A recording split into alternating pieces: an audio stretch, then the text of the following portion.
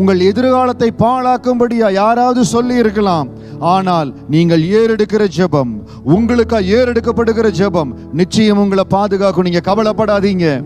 தேவ சமூகத்திலிருந்து சொல்லுகிறேன், கர்த்தருடைய தேவ தூதர்கள் உங்களை பாதுகாப்பாங்க. இந்த வேலையிலிருந்து எங்களை எடுத்துருவேன்னு சொல்லி இருக்கிறாங்க. என்னை இந்த இடத்துல இருந்து டிரான்ஸ்பர் பண்ணுவேன்னு சொல்லி இருக்கிறாங்க.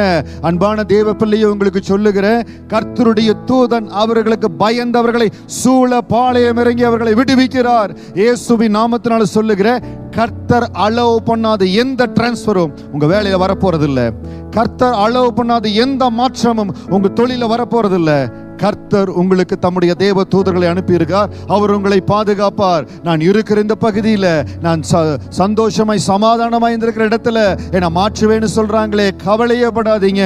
சங்கீதம் 34:7 அடையாளத்திற்காக, அந்த வசனத்தின் அடையாளத்தின்படி கர்த்தர் உங்களை ஆசீர்வதிப்பார்.